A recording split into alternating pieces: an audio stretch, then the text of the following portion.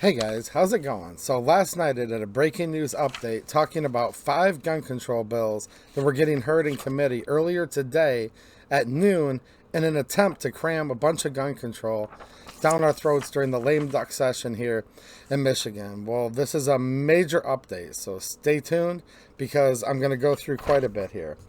First of all, if you didn't see that video, make sure you go back and watch it yesterday so you know what I'm referring to.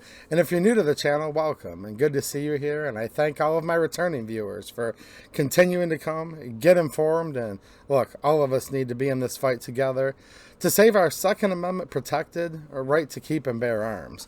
So, real quick 10-second summary. There was a committee held earlier today. I had no notice last night. I found out about it when I was out plowing, putting snowplow markers up. Today I was out replacing my cutting edge on my new plow truck. New to me, it's actually 15 years old, but I'm grateful to have it for this snow removal season. I'm a landscaper for a living, by the way, if you guys didn't know. So anyways, woke up today, was working, checked my phone, and I got a text message from Brendan of Great Lakes Gun Rights, and he's like, dude, look, they removed 2 of the items from the agenda, which they did. So they originally had 5, and that's why I'm glad I always keep a hard copy and waste that paper and ink. There were 5 gun control bills. So right off the day, they got rid of 2 of them, right at the beginning of the day. So the ones that they nixed off of the committee hearing, now look, this doesn't mean these went away, but this video is for encouragement because I think all of you guys calling, writing, making awareness, whether it was sharing this video and then all of your friends calling. So make sure you share this as well. We might, and I say might because we have to be very cautious and don't put your head in the sand and don't go to sleep on this. There's still a couple weeks left of this lame duck session, but we might be slowing some of this stuff down. We just have to run out the clock for a few more weeks, and then the new session will be starting with the Republicans in control of the House of Representatives. And trust me, we're not going to go to sleep on the Republicans either. I already know where you guys are with that, and I'm on the same page. In fact, I'm going to Lansing tomorrow to talk about strategy for the next session.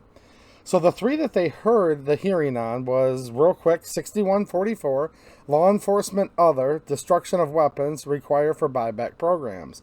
House Bill 6145, weapons, concealed sale of weapons, seized by law enforcement agency under 1927 Public Act 327 prohibit, and House Bill 6146, weapons, firearms, sale of weapons seized by a law enforcement agency under the Penal Code prohibit. Those were heard today. I'm going to give you a recap in 1 minute, and there's going to be more encouraging news in a second. The 2 that they took off of the committee schedule. Now look, they could schedule another committee real quick and hear these in a couple days. They could, but this could be good news that they took them off. House Bill 6134, civil procedure, personal protection orders, removal of firearms, required for an individual subject to a domestic relations, PPO.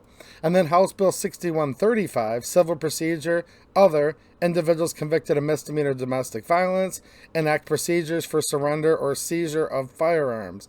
Now, this was really scary because we're talking civil asset forfeiture, seizing your firearms through a civil proceeding.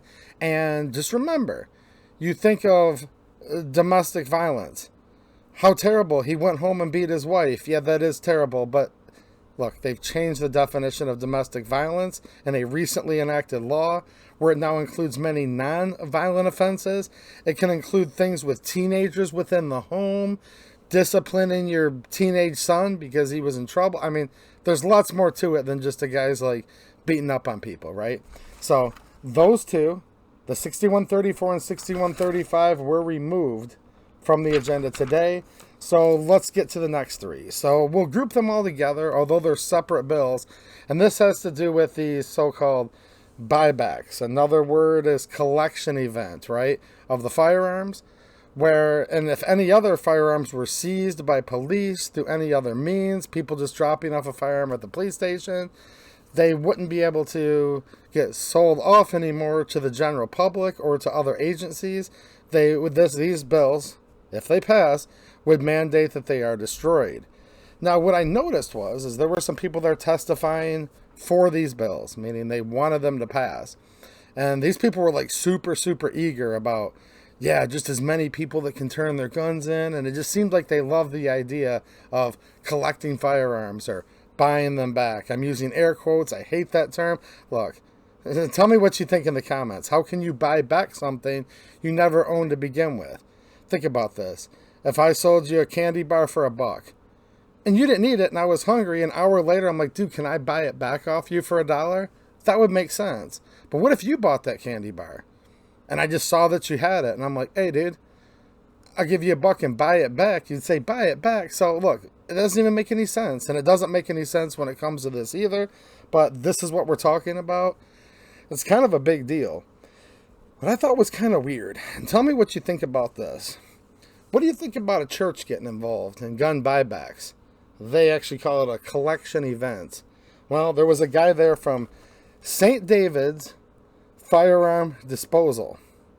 He identified them as a nonprofit church ministry, and he was one of the keynote witnesses for the other side, for the Democrats, and he was totally in support of these bills. He bragged that they've had 8 gun collection events and that they've destroyed 676 guns. Now, I went and watched some of the mainstream media reporting on a couple of these collection events, buybacks, whatever. And I watched them with like chop saws, just chopping barrels off of guns, like really short and putting them like in 5-gallon buckets. Now, in my opinion, from what I observed, it appeared that they were violating the NFA and making like short-barreled shotguns, short-barreled rifles. It's just insane when you see some of these, at these buybacks, how they're literally sitting there not destroying firearms to ATF spec. Look, I think ATF and all of their specs are unconstitutional, and the National Firearms Act is completely unconstitutional. That said, let's put this into perspective. These people are wanting more buybacks and more guns collected and destroyed.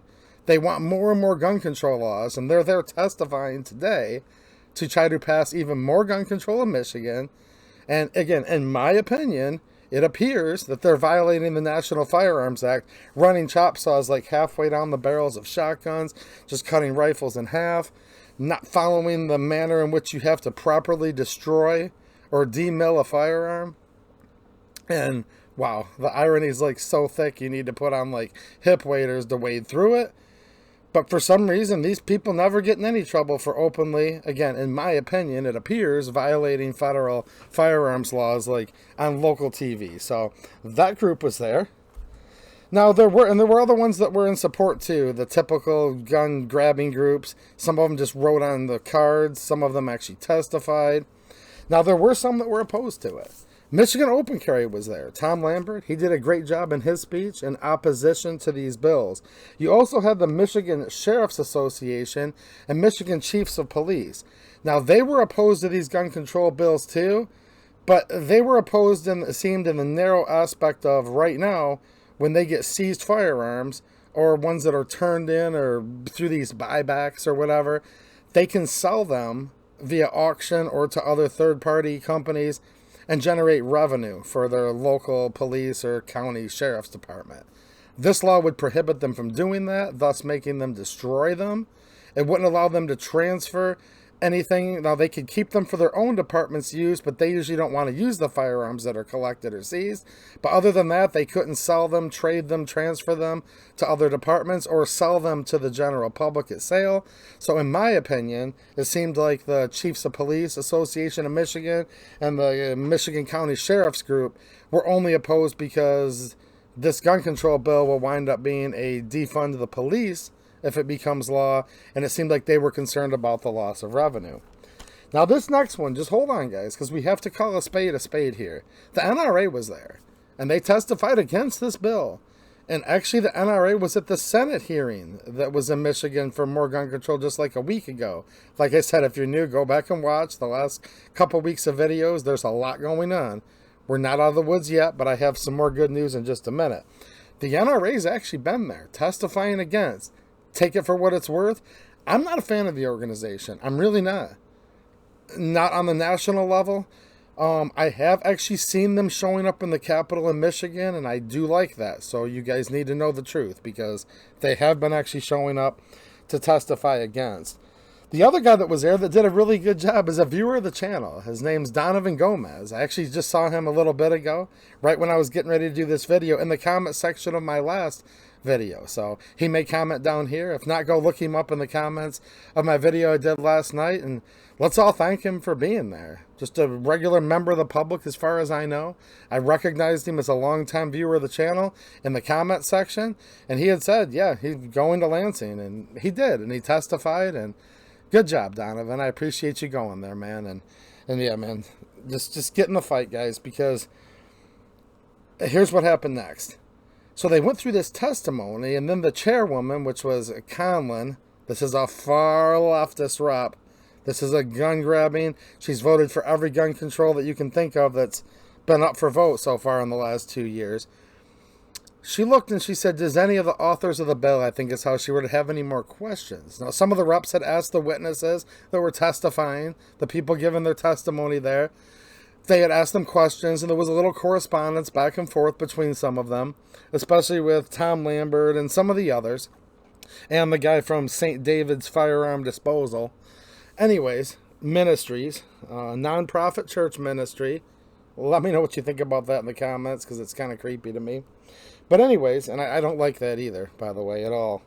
I don't like them mixing God with taking guns away from people. It really rubs me the wrong way. But let me know what you think. Some of you might actually like that somehow. But probably not if you're watching this channel. So, yeah, it was back and forth. Then at the very end, she said, okay, the meeting stands adjourned. And she gavelled it. They didn't vote on these bills. See, normally when they're trying to rush stuff through, they have the testimony on both sides. There'll be some deliberation via the representatives that are on the committee asking questions. And then usually at the end they say, all right, the clerk will do a roll call. They didn't do any vote at the end. So they have to vote it through committee for it to go on the House floor. Now, unless they suspend the rules and forgo the committee, which they can do that, and they have done that. So, again, we're not out of the woods yet. We got to get through these next couple weeks. You just stay tuned to this channel. Make sure you're subscribed, notifications on, because there'll probably be more breaking news. I'm just telling you how it is. But they did not vote the 3 bills through committee. So there you go. There were 5 scheduled. You can see it right here. By the time they got to it today, 2 of them had been removed from the committee schedule. These bottom 2. And then the top 3... they went through the full hearing, and then she just adjourned it just like that at the end with no vote. That's a good thing. So I appreciate all of your hard work. Don't slow down. Don't stop. I have some time allotted, and she's a very, very busy person, but my state representative, Jamie Thompson, she's going to carve out like over an hour to spend with me in Lansing tomorrow, discussing some of the stuff that's going on right now. But the main thing I want to talk about, because the Democrats do have the majority in the House, the Senate, and of course they have the governorship for about 3 more weeks or so.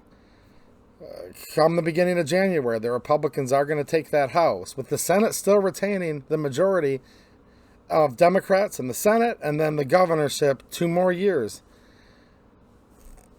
We've seen Republicans cross over with the Democrats on the so-called safe storage and the like, and vote with them for gun control. So I think it's very important that the Republicans know that we don't just want, but we expect and we demand for them to stand for the Second Amendment no matter what. Which means if all Republicans stand for the Second Amendment for the next 2 years in Michigan and vote no on everything the Dems might try to put through in the Senate, there will be no new gun control in Michigan for 2 years if we can hold them to that standard. And that's the main thing I want to talk about, is strategy and encouragement and just whatever it takes to get them to get on the right page for next year, so we don't have to worry about more gun control in Michigan for the next 2 years. And I will let you guys know how that goes in Lansing. Maybe give you guys a post while I'm up there tomorrow to give you a little bit of an update. Let me know down in the comment section if you guys have been calling, writing, if you've been going there to testify like Donovan did, if you've been doing other things. Look, if you guys are talking to people at work, in your church, in your hometown, your neighbors down the street, tell me about that too, because I need some encouragement as well. And I'm here to encourage you and to inform you, but I need to know you guys are out there to make sure that we're not just wasting our time here. And I know that we're not, But share your stories in the comments to help encourage all of your other friends in Michigan. And for those of you watching that don't live in Michigan, hopefully this encourages all of you wherever you are. Because the Second Amendment, to vastly different extents, depending where you live, is actually under attack everywhere. So I will see you guys again here soon. I'm doing as much of this stuff as I possibly can, in addition to owning a very small landscaping and snow removal business. So if you would like to help support the channel, there's links down there in the description. And make sure you check out the other sites that I publish content to as well, also found in the description. And I will be finishing reading the comments from last night's video while I'm uploading this, and leave those comments and make sure you share with all your friends. All right, thanks for watching and have a good one.